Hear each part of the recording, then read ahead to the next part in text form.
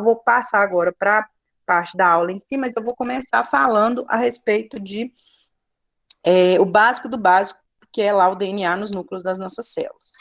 E eventualmente pode aparecer uns berros na aula, gente, porque eu fico sozinha com o meu menino aqui, tem quase 4 anos, então assim, eventualmente ele passa nas aulas, tá? Eu queria fazer uma divagação, assim, com vocês, uma viagem, e voltar lá um pouquinho no contexto da organização celular, que aí a gente pega a parte do que é o núcleo, o que tem no núcleo e tudo mais. Assim, a gente estuda meio robozinho, né? A gente aprende o que tem lá, mas a gente não entende bem por quê que as coisas são daquela maneira. Quando a gente está vendo uma célula no microscópio, a gente pode ver, inclusive, se as aulas voltarem, a gente pode fazer isso com célula de raiz de cebola, a gente consegue ver bonitinho. Uma célula que está antes do processo de divisão, que está lá nas atividades normais dela, ela não tem os cromossomos bem definidos. Ela não tem, você não vai ver cromossomos. Se você olhar o núcleo dela, você vai ver um emaranhado de coisas lá, que é o DNA, só que o DNA está desnovelado. Então, como se a gente pegasse essa linha aqui no novelo e soltasse ela inteira lá. Só que no caso nosso, ser humano, a gente teria lá, a gente está falando, né, de 46 pares de cromossomo. Então, a gente teria muitos cromossomos, muitos novelos desenovelados lá dentro do núcleo. Por que eles ficam assim? Porque cada partezinha lá do DNA que é utilizada para o processo de transcrição, de tradução, que é o quê? Para fazer proteína, é um gene, né? Então, aquele pedaço ali, aquela linhazinha, ele tem que ficar disponível para ele ser copiado. Porque, literalmente, ele vai ser xerocado várias e várias vezes, né? No metabolismo celular, para que se tire ali, né, um molde para cada proteína. Então, cada pedaço lá do DNA que é codificado, né, é utilizado, né, para codificação de proteínas, ele tem que estar livre, ele não pode estar no novelo. Então, o nosso DNA, ele fica, ele é até chamado, né, tem até um nome para esse momento lá em que ele está sendo utilizado na célula, ele é chamado de cromatina. Então, ele fica solto lá, dentro do núcleo, esparramado. O problema é que na hora de acontecer uma divisão celular, se ele tiver todo bagunçado assim, imagina a seguinte situação, eu vou pegar um cesto de linha de uma costureira, com 46 novelos de linha, vários e vários e vários, todos eles soltos, a linha está toda solta do novelo, esparramada dentro do cesto, e eu chego lá, pego esse cesto, e a costureira fala para mim assim, separa as linhas por cores para mim, fazendo favor. Vou ficar lá 3 dias, né? Puxando linha, soltando linha, pelejando com linha, vai arrebentar a linha, vai misturar a linha que não deve, as cores que são parecidas, as cores que estão muito próximas, a linha que está enrolada. E isso, em termos de, se você pensar no DNA, é assim, completamente impossível imaginar uma situação dessa. Por quê? Porque o DNA carrega toda informação que a gente precisa para estar vivo. Então, no meu DNA, tem a cor do meu cabelo, que eu briguei com ela, fui lá e pintei em cima, tem como que vai ser minha sobrancelha, a cor dela, como que vai ser a cor dos meus olhos, tem, por exemplo, genes que vão determinar onde vai a gordura. Então, eu engordei agora, mais ainda na pandemia, a gordura foi toda para as bochechas, aqui tô com a cara de lua. Até isso é determinado pelo nosso DNA. Como que o tecido, né, do nosso organismo recobre os ossos, né, como que vai ser cada mínima característica, e como que vai ser também, por exemplo, a produção das proteínas e outras substâncias. Então, se você tem a pele mais oleosa, menos oleosa, tudo isso, gente, é definido lá, sabe? Lá nas estruturas básicas do seu DNA, que vai determinar como que as células da sua pele funcionam. Se uma informação bagunça com a outra e se perde, o indivíduo pode simplesmente não ser funcional. Então, quando ele for zigoto lá, quando ele for embrião, ele já não vai para frente, ele é abortado, ele não se forma, ele morre, ele nem forma os anexos básicos. Então, para garantia da divisão celular adequada, existem os novelos. Então, toda vez que vocês verem os cromossomos, eu quero que vocês pensem em novelos de linha, tá? O DNA é a linha, né? Metros e metros e metros de linha que a gente tem no nosso corpo, né? Em cada célulazinha lá, cada célula repetidas vezes, acho que são 2 metros, se eu não me engano, se a gente desenrolasse o DNA de cada célula do nosso corpo. E aí, lógico, finíssimo, né? Uma coisa extremamente microscópica. E aí, essa linha enovelada aqui, que é, né, o DNA sob a forma de cromossomos, é que vai permitir a divisão celular. Então, com esses, né, cromossomos, você consegue puxar para um lado, puxar para o outro, arrastá-la dentro da célula e definir o que vai ficar e onde vai ficar. Deixa eu só autorizar um aluno que está chegando aqui. E aí, com esses novelozinhos, que são, né, os nossos cromossomos, a gente também consegue determinar umas outras coisas que já vieram, né, que apareceram aí no PET de vocês, para esse PET 2, né, para esse segundo bimestre, que é bastante interessante. Então, por exemplo, a gente vai aprender que existem genes nos cromossomos, que vão estar na mesmíssima posição e vão determinar a mesmíssima característica. Só que a interação deles é que vai determinar essa característica. Isso eu vou falar com vocês com calma. Mas primeiro a gente vai ver um pouquinho do que acontece lá na divisão celular com os nossos novelinhos lá de DNA, para a gente compreender por que cargas d'água, né, a genética vai trabalhar com os azinho lá, para a gente prever, né, quais genes vão ser passados adiante, qual a probabilidade de uma determinada característica acontecer. E para a gente entender isso, a gente tem que entender o que acontece lá na divisão celular. Eu peguei GIFs, que eu amo trabalhar com GIFs, que eu acho bem mais visual do que ficar lá com a imagem estática, para poder representar o iniciozinho aqui do que a diferençazinha, né, na verdade, do que é mitose e meiose. Então, o que é mitose? Mitose é a divisão celular que está acontecendo aqui o tempo todo. Na minha pele, por exemplo, está cheio de mitose ocorrendo aqui, porque a camada superficial da pele são células mortas e a pele está o tempo todo, né, se regenerando. Vocês com certeza já viram que, por exemplo, a cicatrização. Cortou o braço lá no arame, lá esbarrou. A cicatrização aqui no braço, por exemplo, é muito diferente da palma da mão, da sola dos pés. Aqui acontece muito mais rapidamente, né? O da boca, por exemplo, machucadinho na boca, no lábio, acontece muito mais rapidamente do que em outras superfícies que não estão em atrito constante. Por quê? Porque aqui é divisão celular o tempo todo, então as células conseguem se regenerar mais rapidamente. A mitose ele é muito mais acelerada, né? Muito mais intensa. Então, a mitose é esse processo de divisão para crescimento, para reposição de células, para cicatrização, né? É um processo que a célula vai fazer, está até falando em ataque dos clones, né? Mas ela vai fazer um clone de si mesma, várias e várias células fazendo um clone de si mesma para restaurar um tecido, para crescer, para o que quer que seja. E aí, o que acontece na mitose, que é o fundamental? Eu quero que vocês olhem à esquerda, só por roxinho primeiro. Na mitose, a gente vai ter sempre uma célula que é o clone dela mesma, mas vai manter também o número de cromossomos inicial. No caso da nossa espécie, nós temos 46 cromossomozinhos lá, então vai ser mantido, né? São 23 pares, 46 cromossomos ao todo. Então, são mantidos 46 cromossomos nas células filhas. Então, não vai dividir, ficar metade para um lado, metade para o outro. Divide assim, o citoplasma, né? Vai ficar mais ou menos meio a meio, as organelas estavam lá dentro da célula, mas o DNA, ele vai ser duplicado antes. Ai, acho que é alguém entrando. Ele vai ser duplicado antes e vai passar, né, para a parte de divisão. Ai, deixa eu abrir. Ele vai ser duplicado antes e vai dividir, né? Então, na verdade, um pouquinho antes da célula ter lá a divisão de 46 para um lado, 46 para o outro, os cromossomos, eles vão se duplicar lá. A gente vai falar disso já já.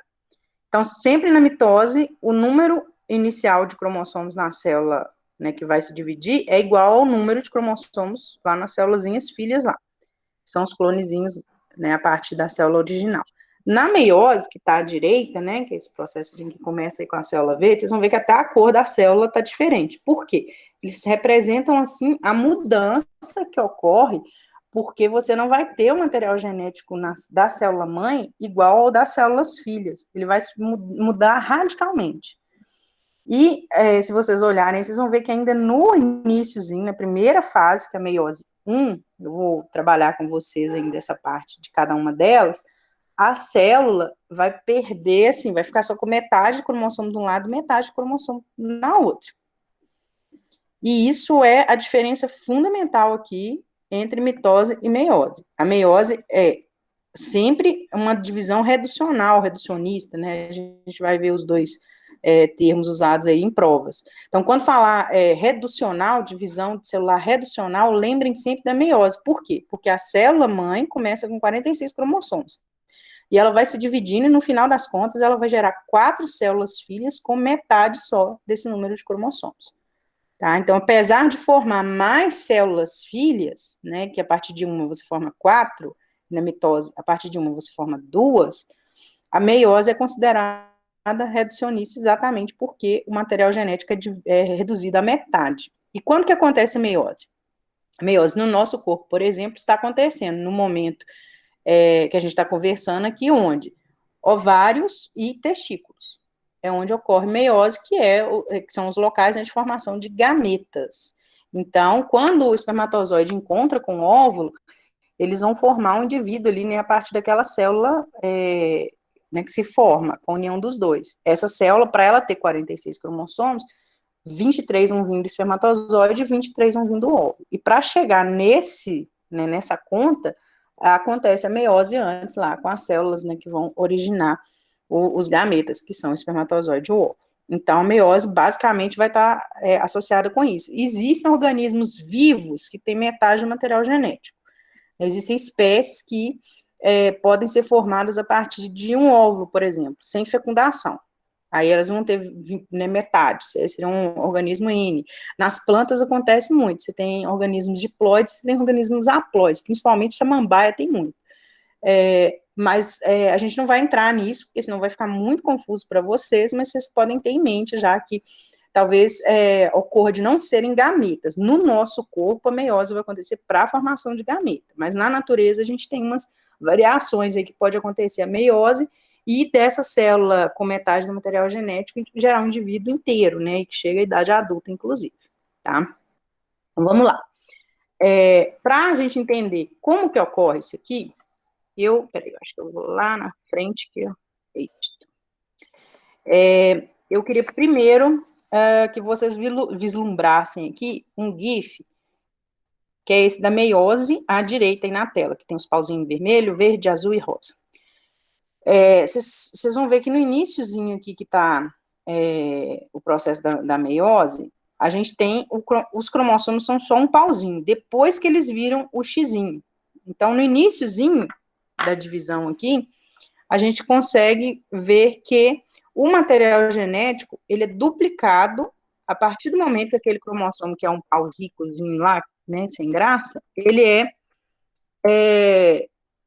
como é que eu falo, né, multiplicado e transformado naquele X. Então, olha essa imagem aqui que está no próprio PET de vocês, que eu achei bastante didática também, que a gente tem, né, a primeira representação aqui seria, né, a célula, que aí a gente está considerando uma célula aqui com 2 cromossomos só, né, num organismo lá que só tem 2 cromossomozinhos. Né, um par aqui, o que ocorre? Quando ela vai se dividir, a primeira coisa que ocorre é a duplicação aqui, do que a gente chama, né, cromátides irmãs. Então, ela não vai, o cromossomo, aquele X que a gente vê, né, da representação do cromossomo, ele já está duplicado a cromátide irmã. O que é cromátide? Cada pauzinho desse aqui é chamado de uma cromátide, né? Então, o cromossomo é formado por uma cromátide só antes de entrar realmente, né, no processo de divisão celular. Então, aqui o DNA está, né, no par de cromossomos, então aqui é para um gene lá, A. Aí ele está o alelo azão, azinho aqui. Nesses 2 cromossomos aqui, a gente tem esse ponto, né, que está representado, onde tem esse gene A, e esse aqui é uma célula que ainda não está se dividindo, né. O cromossomo foi condensado, então ele não está solto mais sob a forma de cromatina lá no núcleo, ele já está condensado bonitinho, então ele já é um novelo, né, de linha enroladinha, e na linha, no caso, sendo o DNA, e aí ele vai passar pela divisão celular, então ele faz o quê? Ele duplica a cromátide. Por que isso aqui é necessário de acontecer para a divisão celular?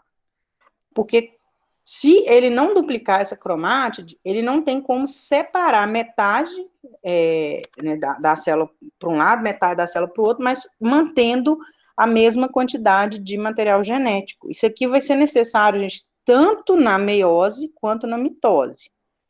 Então, a duplicação das cromátides irmãs, ela vai acontecer em ambos os casos, tá? Tanto na meiose quanto na mitose.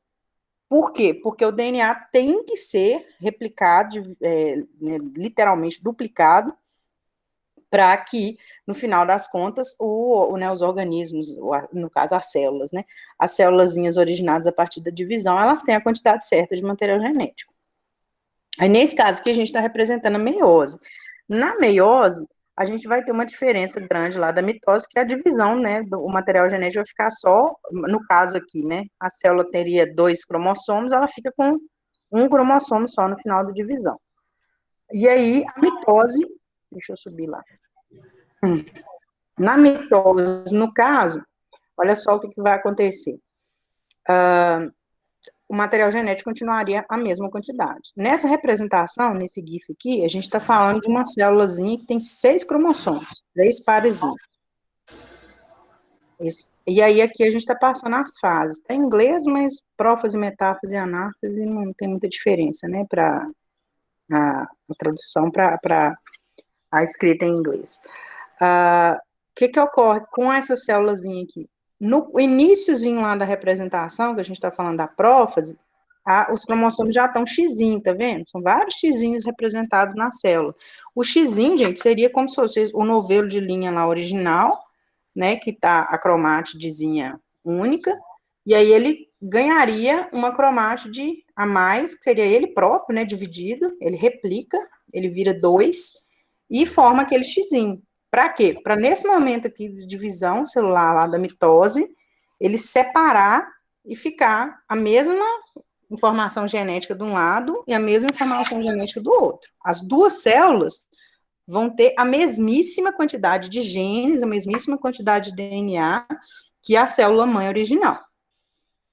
E aí, nisso, separou aqui o material genético, bonitinho para um lado para o outro, né? Tem até o núcleo aqui despedindo aqui e tal, mas depois vai fechar aqui, né? Vai isolar, e aí duas células com a mesma quantidade de DNA, maravilha, ok, a vida que segue. No caso da meiose, a gente tem uma diferença muito grande aqui, que olha só, na mitose, os cromossomos, eles vão ficar um cromossomo só, tá vendo? E o que vai ser puxado aqui pelo fuso mitótico vai ser exatamente as cromátides irmãs. Então, na mitose, sempre a separação é das cromátides irmãs. O que significa isso? O DNA duplicado lá, a cópia dele mesmo, vai ser separado para um lado e para o outro na célula. Então, aquele pauzinho, né, que era cromátide, o cromossomo realmente é tipo novelo aqui, um pauzinho só. Ele duplicou, ficou como se fosse um xizinho lá, amarrado pelo meio, e aí esse xizinho amarrado pelo meio vai ser separado, que são duas metades iguais que vão ser arrastadas ali. É isso que acontece na mitose. Na meiose, fase 1 dela já tem a grande diferença da mitose, que é o quê? Exatamente o pareamento aqui, né, dos cromossomos, que, né, é o par mesmo de cromossomo lá na célula, mas os dois que vão ser arrastados, cada um para um lado, tá vendo? Então, o que ocorre? Os genes aqui são diferentes, os genes que estão nesse cromossomo são diferentes dos genes que estão nesse cromossomo. São chamados os genes alelos, né? Então, você tem uma característica, tá vendo? Tá marcada aqui, por exemplo. A característica que vai ser determinada aqui por uma determinada, um ponto específico desse cromossomo, ele vai, a metade da informação vai para um lado, a outra metade da informação vai para o outro, mas não são as cópias. A cópia do DNA é essa orelhinha aqui, né? Então, esse pedacinho aqui do cromossomo é metade, a outra metade está aqui, amarrado pelo centrômero aqui no meio, né? Que segura essas duas partes. Aí, entrando, ó. Pronto. Então, essas duas metades aqui, elas permanecem unidas no iniciozinho lá da meiose. Olha só, o que é cópia não foi separado, ele vai junto. O DNA, né, as duas cópias para um lado e as duas cópias para o outro. Então, na mitose, separam-se as cromátides irmãs. Na meiose, a primeira fase dela, separam-se os cromossomos homólogos, né, que são chamados os dois, o par de cromossomos. Então, arrasta para um lado um, arrasta para o lado outro, e Nesse ponto aqui é que tem a grande diferença das duas. A partir desse momento que as células originadas, as duas que são originadas na primeira fase da meiose, já vão ter metade do material genético. Então, se fosse uma célula humana aqui, por exemplo, ela já teria 23 pares de cromossomo a partir dessa fase 1 aqui da meiose. E aí, né, no finalzinho lá das contas, a mesma coisa, separa, a célula vai formar, né, o núcleo novo, vai isolar e formar duas células filhas. Aí a gente entra na fase 2 da meiose aqui, que é bem rapidinha, que é exatamente o ponto que vai acontecer igualzinho à mitose. Olha só que legal. O cromossomo vai ficar, né, enfileirado bonitinho aqui para separar as cromátides irmãs, que né, essa aqui seria a metáfase 2. Então, a diferença entre mitose e meiose, basicamente, é essa. Na meiose, você tem duas fases distintas. A primeira dela, meiose 1, separa na metade a quantidade de material genético, e a segunda fase é extremamente parecida com a mitose, que é separar as cromátides irmãs. Só que o que acontece aqui, gente, é basicamente aquele negócio, né? Quando você fica revoltado lá, seu pai, sua mãe tem olho claro, seu irmão tem olho claro, você sai com olho castanho, você sai com olho escuro. É aqui que começa esse problema, ou não, né? Não necessariamente um problema, mas é aqui que começa esse drama, porque o material genético que vai sair lá no final da meiose, em cada uma das 4 células filhas, é totalmente aleatório, olha só. E ainda acontecem fenômenos, né, que favorecem o surgimento de mutações e de variações genéticas. Aqui é o crossing over, tá sendo mostrado aqui. Eu nem vou entrar em detalhes disso, porque não é o foco, né?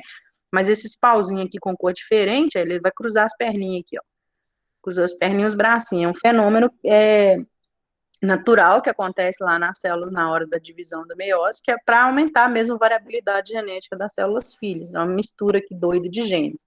Mas o importante para a gente é isso aqui. Então, na mitose, parece cromátides irmãs aqui, então, cópia do próprio DNA, separa através delas. Na meiose, a gente vai ter pareamento de cromossomos homólogos primeiro, e aí na segunda fase da meiose, né, que aí, cromossomos homólogos pareados, e na segunda fase da meiose, as cromátides irmãs que são separadas, tá?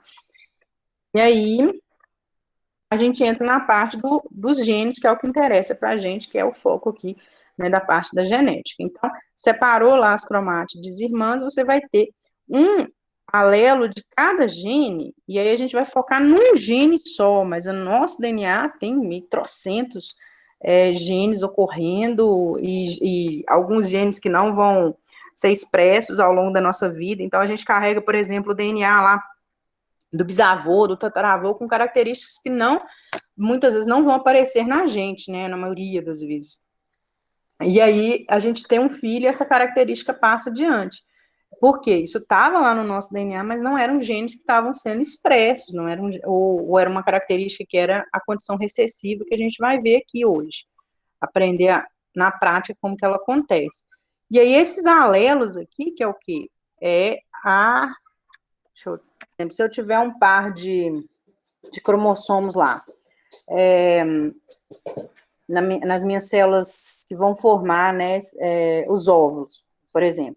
Quando acontece lá a meiose para a divisão celular formadora, né, desses óvulos, isso aqui a gente viu, né? Primeiro, o que vai acontecer? Essa cromátide aqui, né, esse cromossomozinho, esse palitozinho, ele vai duplicar e vai virar um xizinho. Esse aqui também.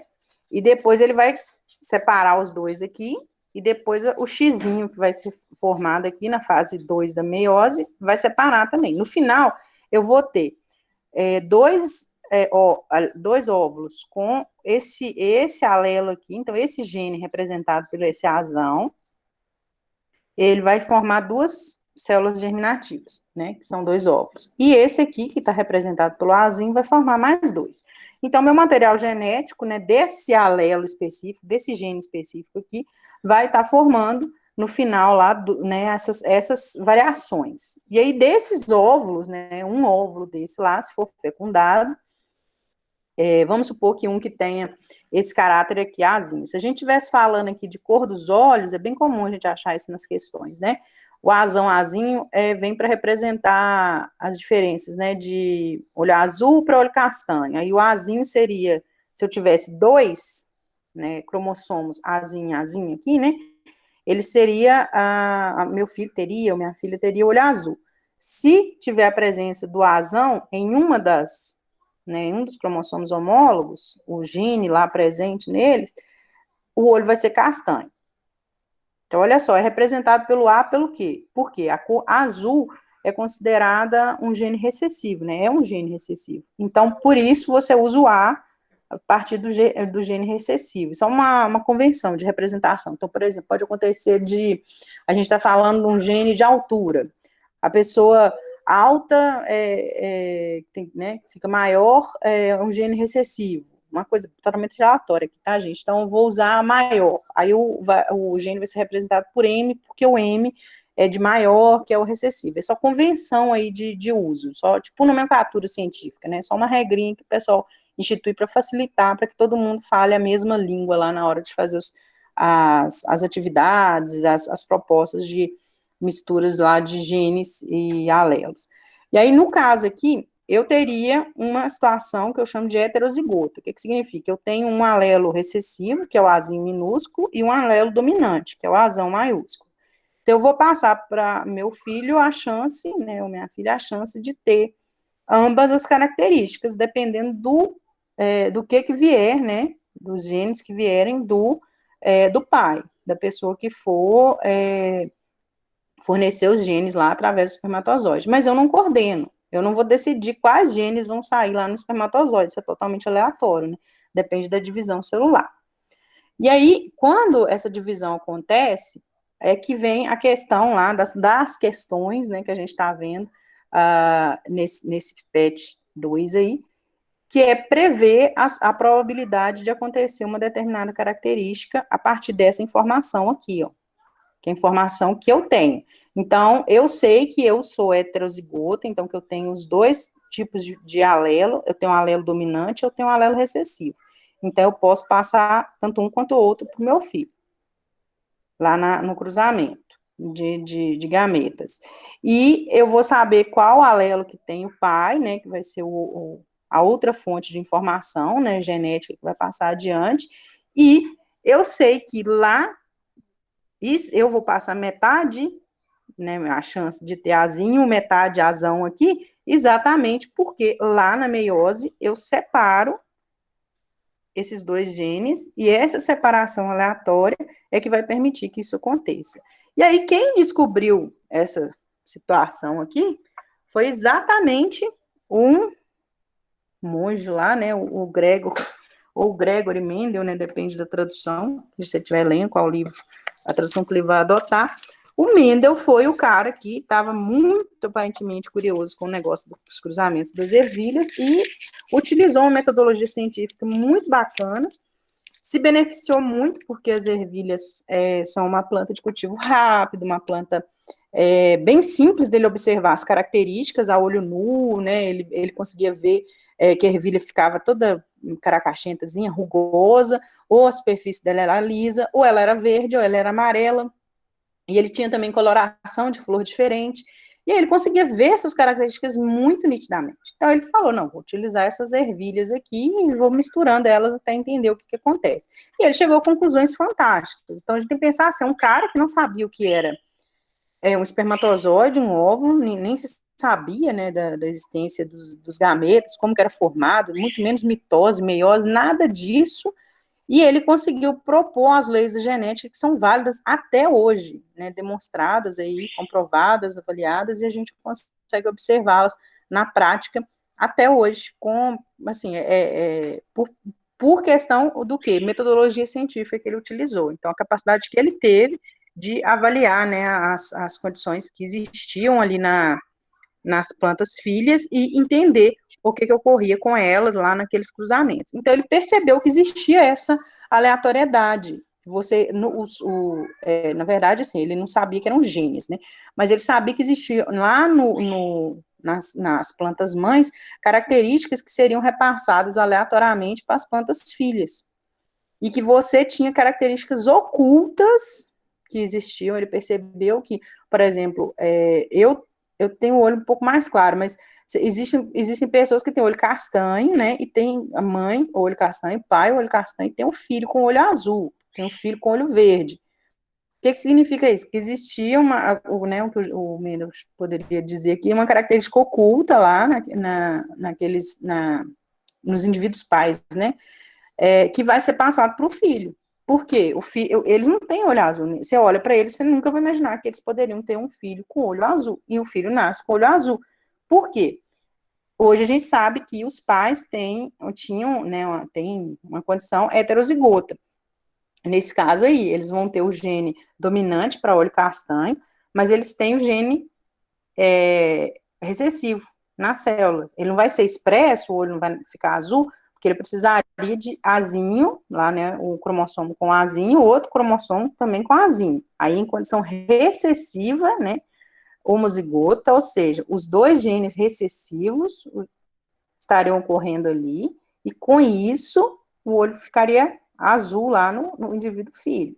Mas se tiver o gene dominante, o azão, mesmo que seja só um azão, ele é dominante exatamente por isso, que a característica vai ser dele, ele vai determinar que é castanho, independente do outro gene alelo aqui, se é azinho.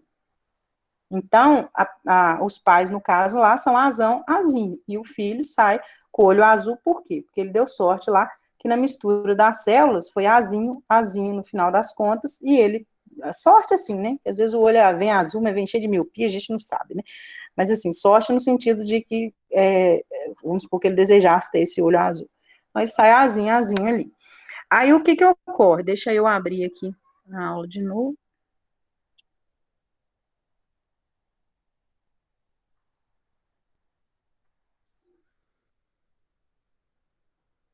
Uhum. Então, o que a gente está vendo na prática aqui é o quê? Cada cromossomo lá, né, vai ter um monte de DNA, né naquelas enroladinhos lá, né, formando aquelas cromátides, e aí cada partezinha lá daquele cromossomo, cada pedaço é chamado de locus, ou locus gênico. O que significa isso? Aquela partezinha aqui, ó, determina uma característica. E aí o cromossomo irmão aqui, né, a cromátide que está do lado, né, que é do par homólogo, né, que é a gente chama de cromossomo homólogo, mas a gente pode pensar em irmãozinho assim, que é o par, né? Eles estão sempre juntos lá.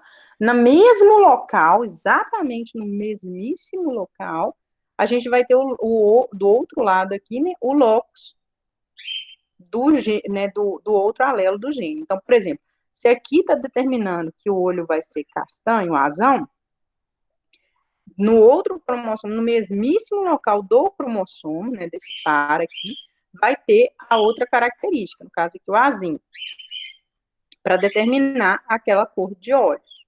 E os outros genes iguais aqui. Ó. Então, varia o tamanho do gene, o comprimento do gene, mas o par aqui de alelo, ele sempre está no mesmo lugar do cromossomo. Por que eu estou falando disso aqui? Porque tem uma questão de vocês aí que vai ser em cima exatamente disso, tá? Então, dentro desse universo aqui de informação que a gente está trabalhando, é que o Mendel percebeu, né, e a gente fala a primeira lei de Mendel, lei porque é usado na ciência, né, essa noção de lei dentro de uma teoria que é aceita como válida. Então, a gente tem as leis da física, por exemplo, né, que vocês aprendem lá. A lei de Mendel é tal qual a lei da gravidade, por exemplo. Aí, nesse caso aqui, ele observou o quê? Né, para essa primeira lei. Se ele pegasse as ervilhas amarelas, da geração, assim, considerada pura por ele, né? O que significa essa pureza aqui? Essas ervilhas amarelas aqui eram dominantes, os dois genes dominantes, ó, azão, azão. E as ervilhas verdes, que eram caráter recessivo, aí no caso aqui elas eram azinho, azinho, se ele pegasse, ele não sabia, né, ainda que existia o azão, azão, azinho, azinho, lá o gene, alelo, não sei mais o que, mas ele já tinha percebido que existia uma pureza, né, que era exatamente essa questão de ser o homozigoto aqui, né, na característica. O que significa isso? O homozigoto tem os dois, né, o par de genes aqui, alelo, a azão de um lado e a azão do outro. Então, é homo de igual, né, homozigoto dominante. Então, os dois genes dominantes iguais, né, nos dois cromossomos. E ele percebeu que tinha característica também a situação heterozigota, então, hétero, diferente. Então, o azão né, dos genes é azão, no outro, azinho. E existia também o homozigoto recessivo, que é o caso azinho de um lado e azinho do outro. Recessivo porque é uma característica que só vai se apresentar, né, no indivíduo se ela tiver nessa condição aqui, que é os dois azinho, azinho, homozigoto recessivo. Se tiver o azinho com o azão, quem manda é o gene dominante, no caso a cor amarela, que era a característica desse gene. Então aqui o que ele fez? Ele fez várias e várias vezes o mesmo experimento. Ai, meu Deus, espera aí. Vai, pode ir lá, começa lá, mamãe já vai. Pode ir lá. As ervilhas amarelas, puras aqui que ele chamava, né, que era com o caráter dominante homozigoto aqui, cruzadas com as ervilhas verdes, iam gerar todas as ervilhas, né, da geração seguinte amarelas. Todas, todas, todas, todas. Ele percebeu isso aqui. Então, por que que isso acontecia? Porque na hora que você misturava os genes aqui, todas as ervilhazinhas, né, todas as célulazinhas lá formadas no final das contas, iam ser azão, azinho. O que que significa isso? Aquela característica que vai sair no final das contas é amarela, porque o gene dominante está presente. E o gene recessivo, ele vai formar o par lá, né, com esse gene dominante. Vai ficar azão, azinho, em todas elas. Então, todas elas amarelas. E ele confirmou isso fazendo a F2. Olha só o que é isso aqui. F1 é a geração do primeiro cruzamento.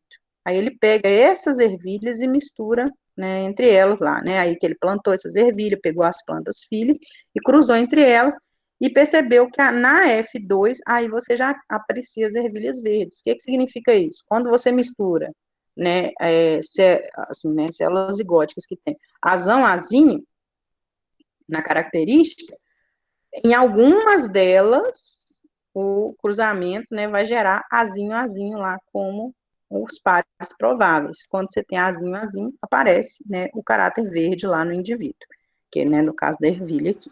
Então, a primeira lei de Mendel, ele foi concluindo essas coisas a partir desses cruzamentos. Não foi uma planta só, né, que ele cruzou, ele fez isso aqui várias e várias e várias vezes, né.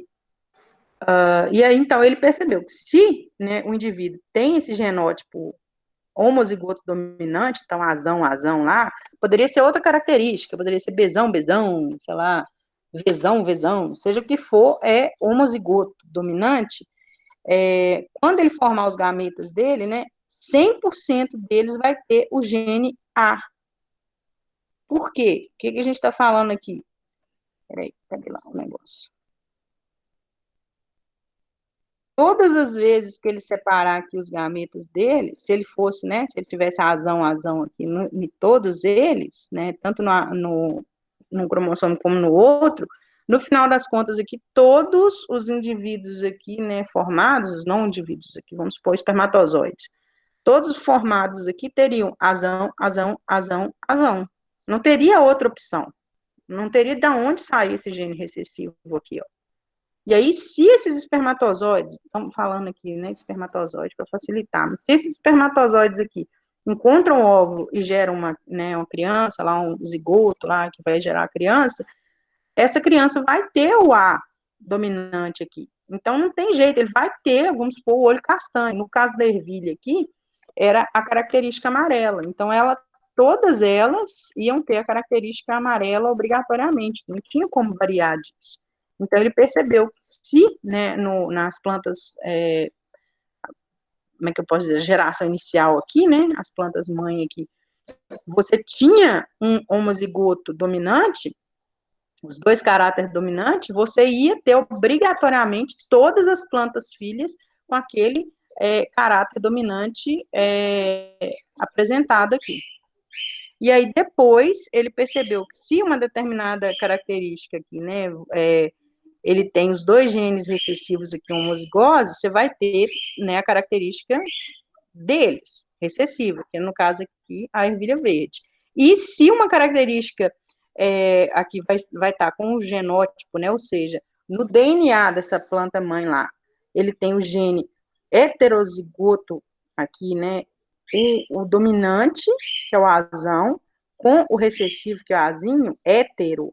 homozigoto, ou seja, você tem os dois genes, tanto o recessivo quanto o dominante, nas plantas filhas lá você vai ter uma parte com o gene, nas plantas filhas não, desculpa, nos gametos você vai ter uma parte com o gene A, que é a metade, e a outra parte com o outro gene, o gene Azão, né? E outra parte com o gene Azinho.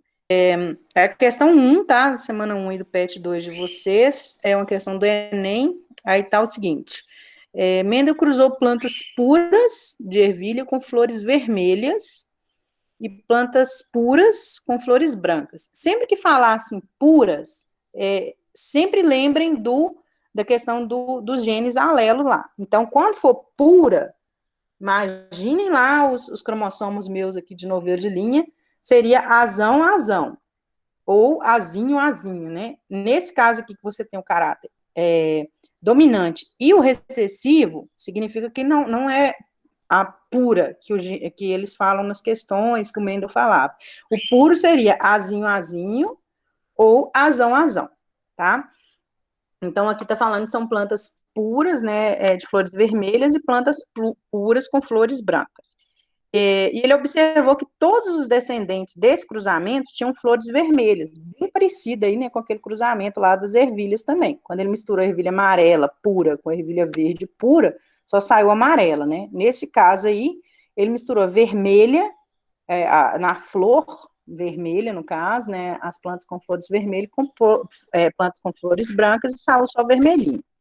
Nesse caso, Mendel chamou a cor vermelha de dominante, óbvio, né? Porque é a cor que, se tiver um gene, né? Um dos alelos gênicos lá for dela, ela vai ser a dominante ali. E a cor branca ele chamou de recessiva. A explicação oferecida por ele para esses resultados era de que as plantas de flores da geração inicial P possuíam dois fatores dominantes iguais para essa característica. Olha lá. Vezão, vezão. O que é esse vezão, vezão está dizendo para a gente? Que o gene, né, no par de cromossomos lá, ele tinha os dois genes, né, nos dois alelos lá, os genes dominantes. O Mendel nem sabia desse trem nada, mas ele já imaginava que era uma coisa nesse sentido que causava, olha que bacana. E as plantas de flores brancas possuíam dois fatores recessivos iguais, ou seja, era homozigota recessiva, então os alelos lá seriam Vzinho e Vzinho. Todos os descendentes desse cruzamento, né, a primeira geração de filhos F1, tinha um fator de cada progenitor, ou seja, que fator era esse? Um gene, né? Então, eles tinham o Vzão, né, do progenitor lá, que era de flores vermelhas, e Vzinho, que era do progenitor de flores brancas. Como a característica Vzão determina flores vermelhas, né, todas as plantas tinham cores vermelhas nessa geração F1. Tomando-se um grupo de plantas cujas flores são vermelhas, como distinguir aquelas que são Vzão, Vzão, ou seja, homozigotas dominantes, das que são Vzinho, Vzinho, ou seja, são, né, heterozigotas dominantes aqui, né? Elas têm gene dominante, mas em heterozigose. O que significa isso? Que ela tem, apesar de ter, né, um dos alelos lá com o gene dominante, o outro alelo está com o gene recessivo. Por que eu estou falando esses nomes estranhos que não estão na questão? Heterozigoto, não sei o que mais. Porque isso aí cai na prova e aí o aluno erra simplesmente porque ele não sabe o que é isso. Então, quando fala que é homozigose, significa que os dois alelos aqui são iguais, então as letras, né, seriam representadas aqui iguais, igual Vzão, Vzão. Agora, quando é heterozigose, elas são diferentes, então vai ser uma letra maiúscula e outra minúscula, representando que você tem um gene dominante e outro recessivo lá no par de cromossomos. Então, o que ele quer saber aqui, como é que você vai distinguir as Vzão, Vzão das Vzão, Vzinho, através de um cruzamento. Então, como que o Mendel poderia saber, cruzando, né, essas plantas que ele tinha aí, qual que tem o caráter dominante nos dois alelos, da que tem o caráter dominante e que tem o caráter recessivo. Então, temos as propostas aqui, né? Cruzando-as entre si, então seria a opção cruzar uma com a outra, né, dois indivíduos aqui iguais, É possível identificar que as plantas que têm o fator V, ou seja, né, o gene recessivo, na sua composição, pela análise de características exteriores dos gametas masculinos, os grãos de pólen. Então, você está falando aqui que se você cruzar, né, as plantas entre elas, você consegue identificar esse fator V através dos grãos de pólen. Isso aqui está completamente equivocado. Isso aqui é realmente para pegar mesmo o aluno que não tem noção, né, que a gente do que está sendo falado. A gente está falando de genes, né, a gente está falando de DNA. Isso não é visível em grão de pólen de maneira alguma. Então, essa primeira aqui, a letra A, está completamente equivocada, né, totalmente errada. A gente poderia fazer uma comparação similar, por exemplo, não, vai falar através do espermatozoide. A gente não teria como fazer isso, a não ser que fosse feita uma análise genética. Aqui a gente está falando de características exteriores dos gametas masculinos, né, que são os grãos de pólen. Você não tem como saber a informação do gene lá que determina a cor da flor através do grão de pólen. Sem chance. Só se você fizesse realmente uma análise genética ali, você né, observasse todos os genes disponíveis e se tinha o gene para determinar. Não é o que a questão está propondo. Cruzando-as com plantas recessivas de flores brancas. Então, você pegaria vezão, vezão, e cruzaria com plantas vizinho, vizinho, e ao mesmo tempo você pegaria também essa planta aqui, que é vezão, vizinho, e cruzaria também com vizinho, vizinho. As plantas que são vezão, vezão, produziriam apenas descendentes de flores vermelhas. Isso está correto, né? A gente viu que a própria enunciado da questão já diz isso. Enquanto as plantas vezão, vizinho, desculpa, podem produzir descendentes de flores brancas. Bom, isso aqui está correto, porque quando você separar lá os alelos no cruzamento, uma das opções que você vai ter é exatamente peraí, pega aquele papel que o Marta está comendo, por favor. O que vai acontecer é exatamente, vai ter vezão, vezão nas plantas filhas, né, que você vai ter essa mistura, desculpa, vezão, vezinho, você vai ter a mistura desse gameta aqui, né, com o das florezinhas brancas lá, que são recessivas, mas também vai acontecer vezinho, vezinho só. Na hora que você fazer a separação, eu vou mostrar para vocês com mais calma isso aqui. Mas quando você mistura uma planta que é heterozigota, né, com a planta que é homozigota recessiva, você tem a chance de ocorrer o vizinho, vizinho. Isso aqui está correto, ok? Mas vamos ver se a gente tem uma questão melhor aqui, por eliminação, né? A outra opção, cruzando com plantas de flores vermelhas da geração P. Os cruzamentos com plantas vezão, vizinho produzirão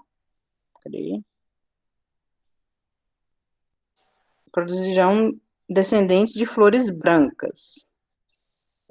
Aí, nesse caso aqui, a gente não consegue saber, porque está falando o seguinte, tomando-se um grupo de plantas cujas flores são vermelhas, como é que eu vou distinguir aquelas que são vezão, vezão, das que são vezão, vezinho?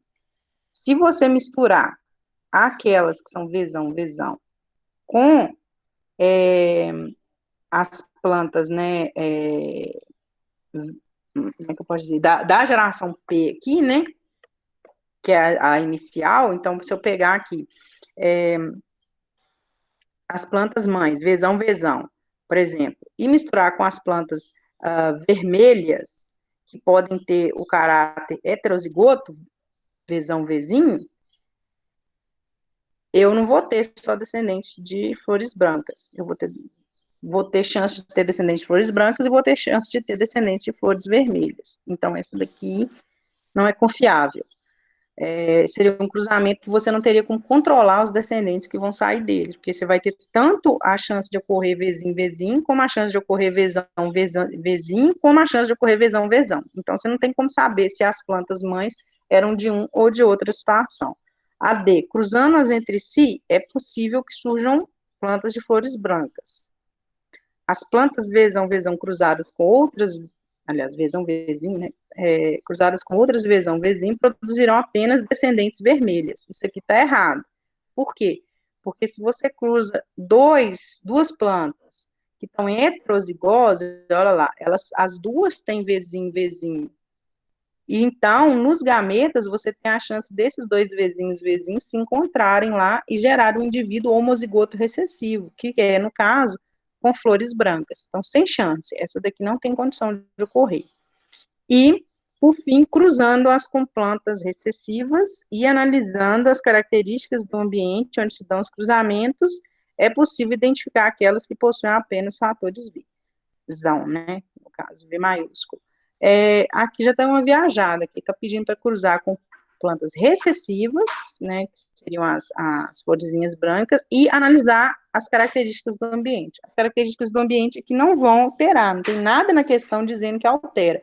Existem situações em que determinados genótipos, em situações ambientais específicas, eles alteram. Então, por exemplo, tem um coelho que se estiver fazendo muito frio, ele muda, as extremidades dele ficam mais escuras, do pelo, né? Ele fica todo, o narizinho dele fica preto, ele é branquinho, o narizinho fica preto, as mãozinhas ficam pretas e tal, mas isso não é o caso aqui, não tem nada falando que o fenótipo, que é a expressão gênica, né, a característica que a gente vai conseguir observar, vai ser alterada pelas condições ambientais. Então, essa também a gente descarta. Então, no final das contas, é a letra. Ô, gente, espera só um minutinho que a criança tá fazendo cocô. Eu vou só tirar ele do vaso ali rapidinho, já volto. Mas deixa eu só terminar aqui. Alguns já vou. Então, aqui seria, cadê? Seria a letra B, né? Na verdade, que a gente vai cruzar com plantas recessivas de flores brancas. As vezão, né? Então, a geração, se a gente quer saber se elas são vezão. Se elas forem vezão, elas vão ter só indivíduos de flores vermelhas. Agora, se elas forem vezinho, vai aparecer descendentes com flores brancas. E aí a gente mata a charada. Então, se a gente quer saber a probabilidade, né, de ocorrer uma porcentagem X ou Y lá na população, a gente tem que conhecer um pouco mais dos genes que estão envolvidos ali no cruzamento. Mas nesse caso aqui, a única coisa que a gente precisa saber é quando a gente mistura, Augusto, quando a gente mistura com recessivo, um recessivo, né, ele é puro, ele é só vezinho, se existe a chance de aparecer o caráter recessivo nas filhas. As possibilidades que a gente tem vão ser basicamente, ele coloca aqui pra gente. Você quer saber se é vezão, ou se é vezinho. A sugestão que ele faz é cruzar o vezão, né, seja qual for a planta, a gente não sabe aqui. Então, V, sabe-se lá o quê, com vezinho minúsculo. Então, quais as possibilidades que vão, né, sair a partir disso? Você tem que ter, quando você cruza aqui, a geração seguinte, que é F1. Na nossa questão aqui, o que está dizendo a letra B? Se você cruzar com plantas recessivas, né, que é isso aqui, vezinho minúsculo, as plantas vezão produzirão apenas descendentes de flores vermelhas. Vamos ver se é isso mesmo? Então, olha só. Vamos supor que aqui seja vezão, deixa eu dar um enter aqui para ficar separado, vezão, com vezinho. Então, eu vou pegar o gene, ó, vou pegar primeiro vezão, esse cruzamento, esse V, né, que é desse indivíduo aqui, então esses dois aqui representam um indivíduo, esses aqui representam outro indivíduo, que vão doar lá o gameta, né, que são os pais. Então, eu vou pegar o gene desse com o gene desse. Então, vezão, vezinho. Agora, eu vou pegar esse gene com esse segundo aqui. Vezinho. E aqui vai dar a mesma coisa. Vocês vão ver, né? Vezinho. Então, todo mundo vai ser, né, das plantas filhas possíveis, vezinho. Ou seja, todas elas são vermelhas. Porque elas têm o gene dominante presente. E agora, se a gente fizer a segunda parte da questão, vamos lá. Enquanto as plantas vezão-vezinho, desculpa, cruzadas com as vezinho-vezinho, podem produzir descendentes de flores brancas. Vamos ver se é verdade. Então, aí o segundo cruzamento aqui seria vezão-vezinho com vezinho-vezinho. Então, vamos lá. Primeiro aqui, primeiro gene, né? Primeiro alelo gene aqui, V, com o primeiro aqui. Opa, só o primeiro. Vezão-vezinho. Ok, uma flor vermelha. Primeiro daqui com o segundo daqui. Vezão-vezinho. Agora eu vou pegar o segundo daqui com o primeiro daqui. Vezinho. Olha só, planta branca. E vou fazer a mesma coisa de novo aqui, né? O que vai acontecer? Planta branca. Então, parte, né, das plantas filhas terão cor branca, por serem recessivas. Então, é o que a questão está dizendo, né? Se você pegar as plantas vezão-vezinho, cruzar com as vezinho-vezinho, podem produzir descendentes de flores brancas. É o correto, então a letra B. Tá? Tô gastando mais tempo nessa questão porque ela é um pouquinho mais complicada, né? Para a gente fazer os primeiros cruzamentos aqui da gente. Agora, vocês estão aí? Vocês entenderam? Pode abrir o áudio aí, não precisa ter vergonha, não. Sim. Sim. Sim, eu entendi, sim. Ok, vamos lá. Então, 2, também do Enem. Em um experimento, preparou-se um conjunto de plantas por técnica de clonagem a partir de uma planta original que apresentava folhas verdes. Quando diz clonagem aqui, significa que todos os indivíduos têm o mesmo genótipo, tá? Então, usou a palavra clonagem, todo mundo tem o mesmo material genético, mesmo genótipo.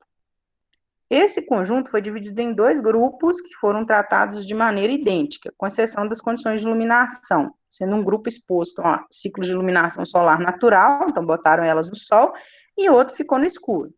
Após alguns dias, observou-se que o grupo exposto à luz apresentava folhas verdes, como a planta original, e o grupo cultivado no escuro apresentava folhas amareladas. Ao final do experimento, os 2 grupos de plantas apresentaram, na questão que a opção letra A, os genótipos e os fenótipos idênticos. Bom, isso está errado. Os genótipos são idênticos, porque o DNA era o mesmo, elas são clonadas.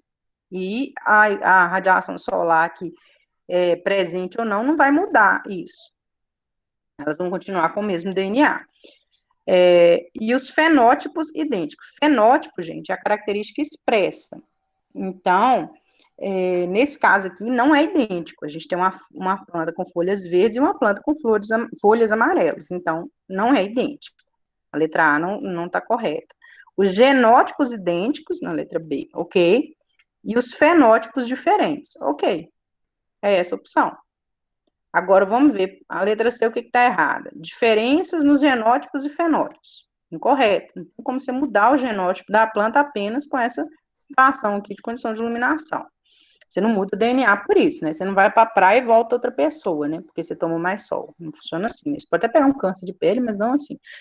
De mudar quem você é, né? Qual que é o seu DNA, qual a expressão gênica que tem em você. Então, o genótipo não muda assim. O mesmo fenótipo, incorreto, né? Não tem o mesmo fenótipo. As folhas estão com cores diferentes. A letra E, o mesmo fenótipo, também errado. O fenótipo que está diferente, né? A coloração dela ali está diferente, e não tem grande variedade de genótipos também, porque a gente está falando de clonagem. Então, é realmente aqui, né, bonitinha, a letra B, tá? Então, genótipo, pensa em gene, é o DNA, tudo, né, relacionado a material genético. E fenótipo, pensa na expressão gênica, em como que aquele indivíduo se parece, tá? A questão 3 também do Enem. Durante muito tempo, os cientistas acreditaram que variações anatômicas entre animais, então, por exemplo, né, o jeito como a gente se parece, como um macaco lá, ou outra família primata se parece, um rato, um cachorro, né? Fossem consequências de diferenças significativas entre seus genomas. O que é genoma, gente? Genoma aqui é o conjunto de genes, né, que formam o indivíduo, o DNA desse indivíduo. Porém, os projetos de sequenciamento de genoma revelaram o contrário. Hoje sabe-se que 99% do genoma de um camundongo é igual ao do homem, apesar das notáveis diferenças entre eles. Sabe-se também que os genes ocupam apenas cerca de 1,5% do DNA, e que menos de 10% dos genes codificam proteínas que atuam na construção e na definição de formas do corpo. Então, assim, a maior parte do DNA da gente não é composto de genes mesmo, né? Dessas estruturas que estão ali prontas para codificar proteínas. O que significa esse codificar proteínas? Quando a gente faz lá aquele processo de tradução, transcrição lá nas células. E aí está falando que menos de 10% deles estão envolvidos nesse processo. O restante, possivelmente, constitui DNA não codificante. Ainda não se sabe tudo que compõe essa estrutura do DNA que não está, né, sendo expressa ali na gente. Ainda está sendo estudado isso, mas algumas coisas eles já conhecem. Aí está perguntando aqui, como explicar, então, as diferenças fenotípicas, ou seja, a aparência, né, as diferenças que a gente consegue ver entre as diversas espécies animais? A resposta pode estar na região não codificante do DNA, ou seja, nessa região que não está relacionada aqui, né, com a expressão gênica. Aí, a questão, a região não codificante do DNA pode ser responsável pelas diferenças marcantes no fenótipos porque contém. Essa questão é complexa, tá, gente? Super cheia de pegadinha. Inclusive, já vi umas respostas dela erradas aí, por aí nas internet afora, mas vamos lá. Aqui quer saber o que é que tem na região não codificante. Aí, na verdade, a gente tem que ir por eliminação, porque a gente sabe o que é região codificante. O que é região codificante? É a região que codifica proteínas, ou seja, a região que vai formar o RNA mensageiro lá, que vai formar as cópias, né, do DNA para que os ribossomos lá consigam fazer a síntese de proteína a partir deles. Aí tá falando aqui, as sequências de DNA que codificam proteínas responsáveis pela definição das formas do corpo. Então, opa, tem alguém entrando. Pronto. A região não codificante do DNA pode ser responsável pelas diferenças porque contém sequências de DNA que codificam proteínas responsáveis pela definição das formas do corpo. Olha só, as sequências não codificantes contêm sequências que codificam. Ó, pronto, já pode excluir essa, que seria a letra A, na verdade, né? Tá errado aqui no PET, mas seria a opção A. Já está errado. Como é que a região não codificante está codificando proteína? Né? A própria questão já se elimina. Porque contém uma enzima que sintetiza proteínas. Não é, a enzima não sintetiza proteína. Na verdade, a enzima é uma proteína, inclusive, né? É um tipo de proteína. Então, está incorreto aqui. A enzima não sintetiza proteína, coisa nenhuma. Centenas de aminoácidos que compõem a maioria de nossas proteínas. Olha, a região não codificante do DNA pode ser responsável pelas diferenças marcantes, porque contém centenas de aminoácidos.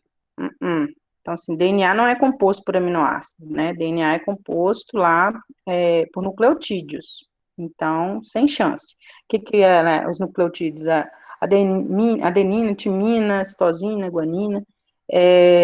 Não tem aminoácidos, né? Então, pode eliminar isso aqui também.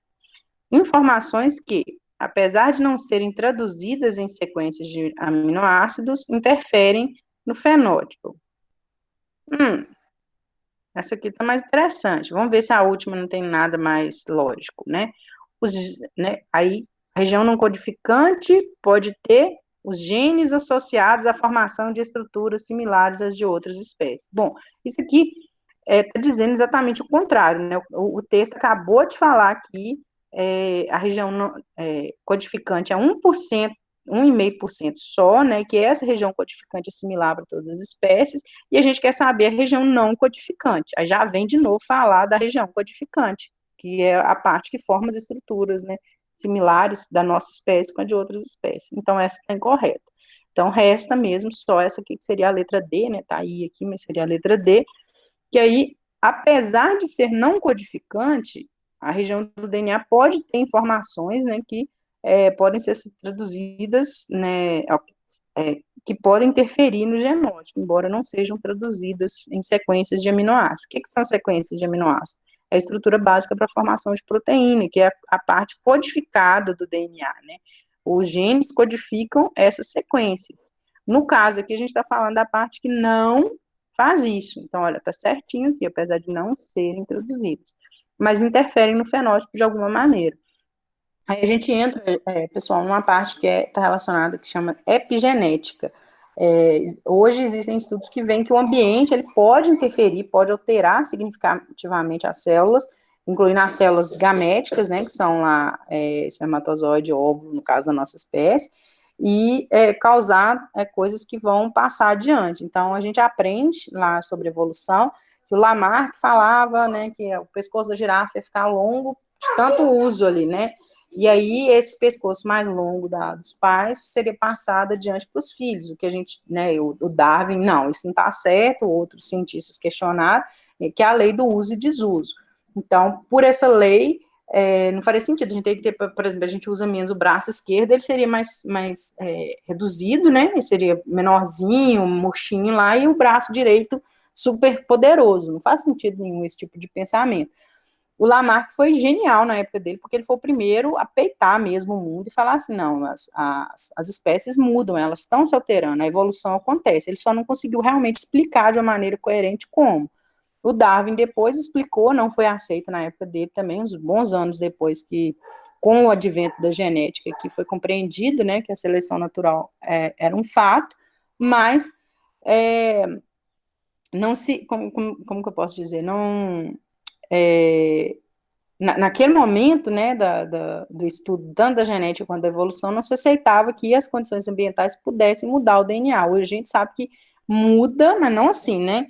Ah, fui muito exposto à música, aí meu filho vai ser músico, né? Nesse sentido. Mas hoje você sabe, por exemplo, que populações que foram expostas a anos prolongados de fome, de miséria absoluta, os filhos, né, dessa geração, os netos, eles vão ter alguns problemas de saúde que são relativamente previsíveis ali, você consegue ver tendências acontecendo por causa de mudanças no DNA, ou seja, fenótipo expresso, né, ele está mostrando para a gente que existe muito mais do que só os genes lá no nosso DNA, mas vai caindo questões a respeito disso nas provas cada vez mais, então tomem cuidado com a leitura, vocês estão vendo que isso aqui era simplesmente uma questão de interpretação, né, e não de conhecimento. E às vezes é só isso que mata nessas provas, principalmente do Enem. Hora 4. Gente, eu vou ver se eu consigo pelo menos terminar essa, tá? Para liberar os 6. Vocês já devem estar exaustos, mas aí a gente termina. Analisa a imagem que mostra o cariótipo de indivíduo do sexo masculino. Aí, olha só, tem aqui, né, os 23 pares, né, de cromossomos, demonstrados aqui bonitinhos. Aliás, 23 cromossomos, né? E com o último parzinho aqui, que seria o par que é de definição sexual, né? Então, XY é homem, né? X, se fosse outro X aqui, então seria uma mulher. A gente sabe que é de sexo masculino, porque é o Y. Tem que esperar, filho, a mamãe tá terminando aqui. Cadê? Aí essa questão tá sem perguntas. Se alguém já espiou elas aí, já viu, né? Que ela tá sem. Ela não tem pergunta nenhuma, simplesmente analisa a imagem e aí depois já tem essas respostas aqui, não tem a pergunta. A 5 da USP, os diferentes alelos de um gene. O que são os alelos lá de um gene? A gente está falando, né, de como que é o gene, por exemplo, lá, do Azão Azinho, né? O alelo. A gente tem um alelo, um lado aqui o gene é azão e outro lado o gene azinho. Então, como que é cada um dos genes, né, no par de cromossomos. Então, esses dois alelos. ocupam, vamos lá, posições variáveis nos cromossomos homólogos. O que são os cromossomos homólogos? O par lá de cromossomo, né, que eu falei com vocês. Ai, meu razão caiu. O par lá de cromossomos que eu falei com vocês. Então, esse conjuntinho lá. Aí tá falando que eles ocupam posições variáveis. Incorreto, né? Os genes alelos, eles ocupam a mesma porção, a mesma parte, tanto no cromossomo quanto no outro homólogo lá. Então, essa primeira aí, incorreta, tá? Eles não podem variar a posição. A letra B, localizam-se em cromossomos não homólogos. Incorreto também. Se ele é alelo de um gene, ele tem que estar no outro cromossomo ali, que é o homólogo. Tá? Esse termo alelos, né, os diferentes alelos de um gene, tá se referindo a um gene específico, né, que vai determinar uma característica específica. Então, eles vão estar em cromossomos não homólogos, eles têm que estar lá associados, né, àquele par de cromossomo. Letra C, ocupam diferentes locos gênicos na herança quantitativa. Bom, vamos deixar essa daí em aberto, a gente volta nela já. Surgem por eventos de permutação entre cromossomos homólogos. Não, porque a gente, né, não tem nada a ver com a permutação. A permutação que eles estão falando aí é aquele crossing over que eu falei com vocês lá, que é quando, né, você tem um xizinho lá do cromossomo e ele dá uma cruzadinha de perna com o outro para trocar genes. Não é isso que acontece. Isso vai acontecer, né, no fenômeno de crossing over. Não tem nada a ver com genes alelos aqui. Só para confundir mesmo essa D. A letra E, apresentam sequências nucleotídicas diferentes, que surgiram por mutações. Bom, vamos deixar essa em aberto também. Vamos voltar na C, que a gente deixou aberta, e explorar ela um pouquinho. As outras estavam ridiculamente erradas, vamos ver essas duas aqui. Ocupam diferentes locos gênicos. Vamos ver o que é locos gênicos? Olha, locos gênicos é o local do cromossomo. O que é a pergunta? Os alelos de um gene. Eles ocupam diferentes locos gênicos.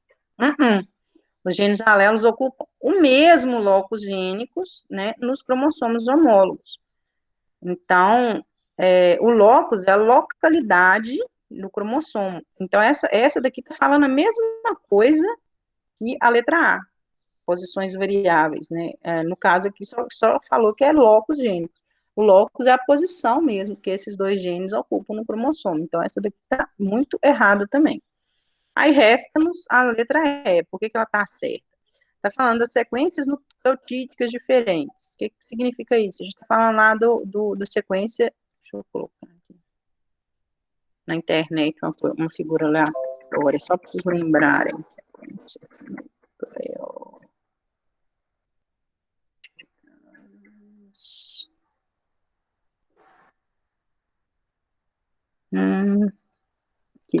Por exemplo, né, a gente tem uma sequência nucleotídica aqui, ó. Então, a gente tem adenina, timina, guanina, adenina, citosina, guanina, adenina, timina. Então, o que vai determinar o tipo de proteína que acontece lá no final das contas é essa sequência aqui, porque essa sequência aqui que vai determinar quais os aminoácidos vão estar na proteína, a sequência que esses aminoácidos vão estar na proteína. Então, isso aqui é fundamental, né? É o funcionamento básico do nosso material genético, do nosso DNA. Então, está dizendo que eles apresentam sequências nucleotídicas diferentes, está correto. Por quê? Porque eles não têm necessariamente a mesma sequência, tá vendo? Um é espelho do outro. Não significa que são idênticos. Um é espelho do outro. Então, vai ser exatamente o inverso, né? Então, a adenina liga com a timina. Então, num lado da fita, numa parte do gene aqui, ó, no alelo, vai estar a adenina. No lado contrário, vai estar a timina. Então, sequências são diferentes. E surgiram por mutações, sim, elas, né, ao longo do tempo, vão sofrendo mutações e vão alterando aqui esse tipo de sequência que vai aparecendo, e a gente está falando aí de milhares, milhões de anos, né, essas mutações. Então, a letra E. 6. Aqui tem uma tirinha, né, que era para ser engraçada, tem lá o cachorro analista, e aí o outro lá sentado no divã falando, meu pai era um galgo, né, a raça de cachorro, e minha mãe era uma boxer. Sempre tive dificuldades nas decisões de lutar ou fugir, por causa, isso aqui tá falando do temperamento, né, do galgo e do boxer. Então, ele foge ou ele luta, os genes dele dizem o contrário, né? Então, na tiracema, o cão analisado descende de cães pertencentes a raças diferentes. Sabe-se o cão doméstico, nome científico Canis familiares, apresenta um número diploide de cromossomos igual a 78. Então, 2N igual a 78. Se a gente fizer um comparativo, sempre me lembrem disso quando vocês, né, estiverem fazendo questões de genética. O nosso é 2N igual a 46, né, as nossas células. Então, eles têm 78 cromossomos, né, que estão lá divididos, né, organizados nas células lá, em pares. Portanto, pode-se prever que o exemplar protagonista principal dessa tira tenha, então, esse cachorro lá, né, vai ter o quê? Um número de cromossomos diferentes de 78 em suas células somáticas, uma vez que descende de raças diferentes. Então, olha só, ele é descendente de um galgo com um cão boxer. Então, está dizendo que, como são espécies diferentes, ele não vai ter 78 cromossomos, porque os pais teriam uma quantidade diferente, né, de cromossomos ali para passar adiante. Às vezes o aluno pode se confundir com isso, porque a gente tem espécies, por exemplo, quando você pega égua, cavalo, eles são de uma espécie.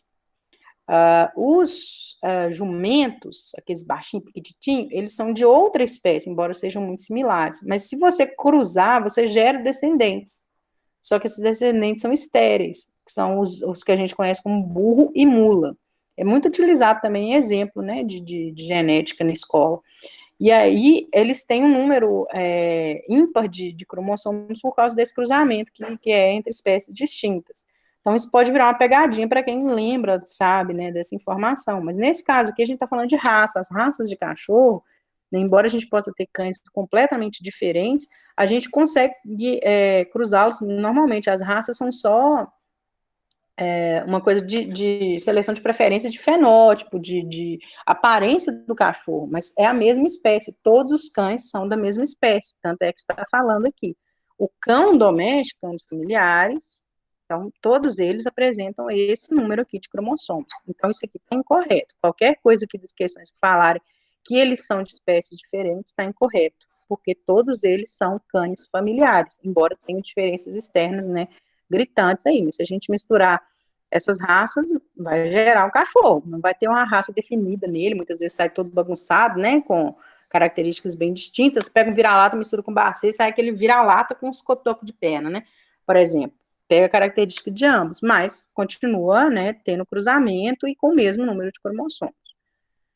Metade desse número diploide de cromossomos em seus linfócitos, então está dizendo aqui, o cachorro vai ter metade desse número de cromossomos, seria 20, não, pera, 35, 39 cromossomos, nos seus linfócitos, fibroblastos e adipócitos, uma vez que descende de raças diferentes. Nada a ver, e ainda vem com um negócio de raça diferente de novo. A letra C, então ele vai ter 38 e 40 cromossomos, respectivamente, em suas células somáticas e germinativas. Então, ó, nas células somáticas, ele teria 38 cromossomos e 40 nas células germinativas. Incorreto isso aqui. Primeiro, porque as células somáticas, elas vão ter o número total de cromossomos, que seria 78. E nas células germinativas, a gente teria metade, né, desses 78, né, nenhum dos dois. Tá? Então, é incorreto.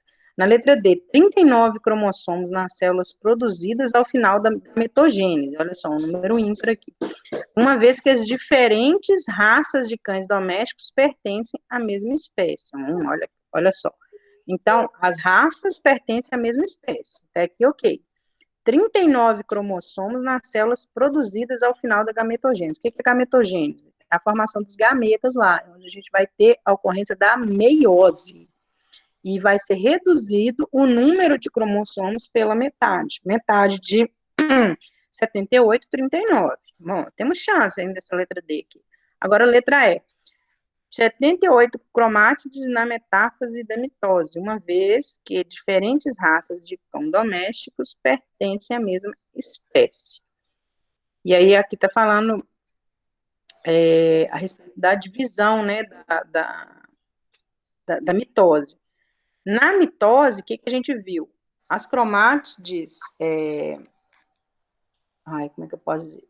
Você vai ter nos cromossomos homólogos lá, você vai ter o surgimento de cromátides irmãs, que é a duplicação do próprio DNA em cada cromossomo. Então, o cromossomo, que é um palitinho, vai virar um xizinho, né? Ele vai crescer aqui para o lado, a outra metade dele, dividindo o material genético.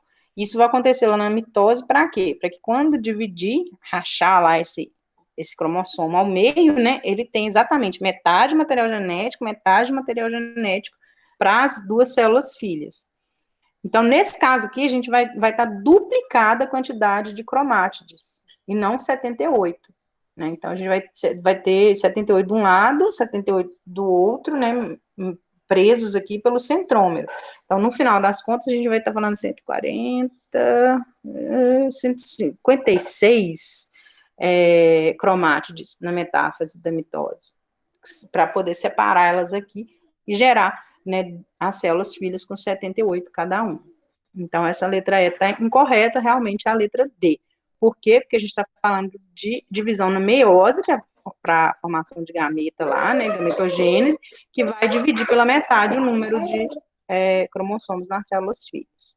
Aí agora, a condroplasia é uma forma de nanismo, né? Ela ocorre em 1 a cada 25 mil pessoas no mundo.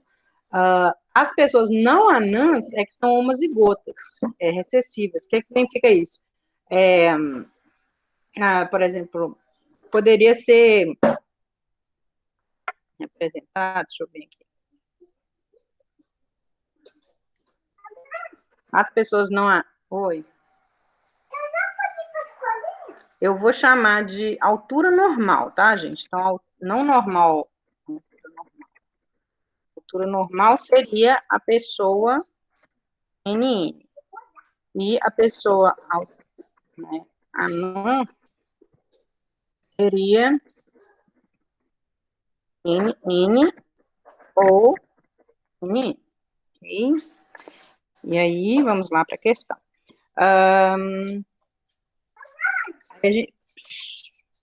E aí a gente tem José é um anão, né, que é filho de uma mãe anã e pai sem nanismo. Então, vamos fazer a genealogia aqui do José. Não, já esqueci. A mãe era anã e o pai não tinha nanismo. Então, a mãe do José era N alguma coisa. E o pai do José não tinha nanismo. Então, era NN.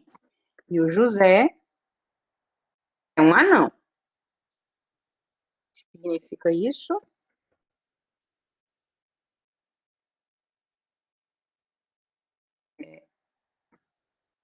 E o José tem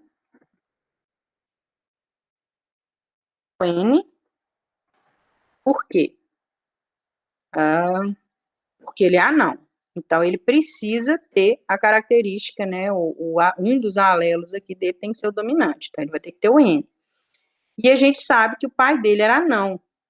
Então, não tem jeito dele ser homozigoto, não tem jeito dele ser NN, porque ele não tem como herdar esse segundo N aqui do pai dele. Então, ele vai ser N maiúsculo com N minúsculo. Ele é, né, um heterozigoto aqui dominante. E aí, como a gente não sabe aqui, né, que a mãe dele era, né, vamos deixando isso aqui por enquanto. E aí, o pai ser nanismo. Ele é casado com Laura, que não é anã. Né? E aí, qual a probabilidade de José e Laura terem uma filha anã?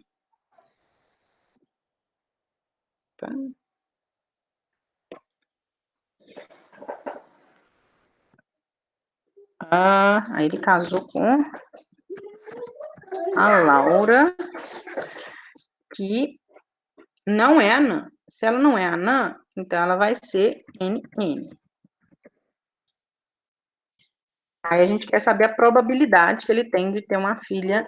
Como é que é? Probabilidade de ter uma filha anã. Então, ó, ele vai ter quais as chances aqui de ter o caráter, né, na criança, de nanismo? Os cruzamentos possíveis. NN,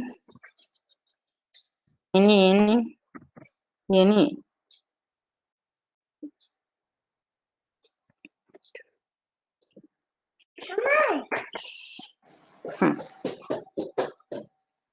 Cadê? Ok. Então, ele tem metade da chance de ter. Seria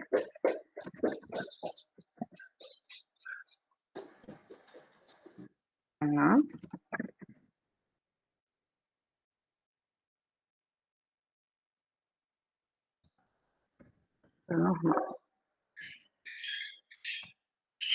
O problema dessa questão aqui é que ainda vem um adicionante, que é o quê? Uma filha. Então, eles querem saber qual a probabilidade deles terem uma criança, né, que venha, né, com o gene para nanismo. Então, a probabilidade deles terem uma criança anã é 50%, né? Metade, olha só, dos gametas formados tem condição, né, para o nanismo. Então, aqui seria 50%. O problema dessa questão aqui é que eles estão perguntando qual a probabilidade, né, deles, além de terem uma criança anã, que seja uma menina. E a gente sabe que a gente tem que considerar que a probabilidade deles terem uma filha é exatamente 50%. Por quê? Porque a probabilidade, né, quando o espermatozoide encontra o óvulo, você tem 50% de chance de ser XX, cadê 50? E XY, que é o homem, né, outros 50%. Então, a gente está falando aqui do nanismo, 50%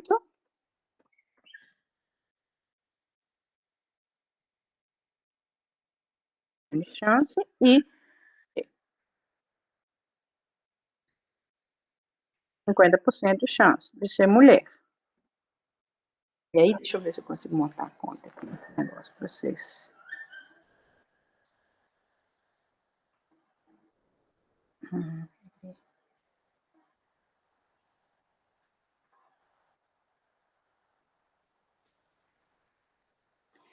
Acho que vai. Bom, eu queria montar bonitinho, mas não vai ter jeito. A gente vai multiplicar, então, esses 50%. O que é 50%, né, de chance? Você tem meio 0,5, né? 0,5 que é a transformação dessa probabilidade em número, né? E a gente tem que multiplicar quando a gente tem duas características assim, que não se relacionam, né? Então, um não está dependendo do outro, não existe, assim, maior chance de ter uma filha mulher com nanismo, não existe, essa herança genética não está relacionada ao sexo de maneira alguma. Então, são duas chances totalmente aleatórias. Pode ser uma mulher com nanismo, pode ser um homem com nanismo. Então, a gente pega e multiplica os valores. A gente vai multiplicar os 50 pelo 50 aqui para chegar à estatística final. Então, é 0,05, né? 0,5, que seria esses 50% transformado nesse número para a conta, e 0,05 é igual a 0,25, ou 25% de chance de ter uma filha. Ele tem um quarto de chance, né, de ter uma filha, e essa filha ter nanismo. São duas questões diferentes aqui que estão sendo analisadas, né? Então, quando vier, assim, não falar que uma característica está relacionada ao sexo, por exemplo, e tiver o sexo na pergunta, tiver diferenciando, vocês têm que lembrar de multiplicar por 0,5 a chance que vocês encontraram aqui com a parte dos genes, né, que estavam sendo avaliados. Sempre lembrem disso, né? Se diferenciar filho ou filha, se não é herança relacionada ao sexo, vocês têm que fazer isso aqui, senão a conta não vai fechar, tá? E aí a gente termina esses aqui. Eu queria falar com vocês ainda hoje de heredograma, mas como tá muito tarde, tá todo mundo morrendo de fome já, E eu também tenho que levar meu menino para a escolinha, que é a casa da professora dele, daqui a pouco. Eu vou deixar para a próxima, e a gente aproveita e utiliza já faz essas questões. Mas... E a mamãe tá dando aula. E aí, a gente já faz essas outras questões. Eu vou tentar acelerar o máximo possível aqui para a gente poder aproveitar melhor a aula.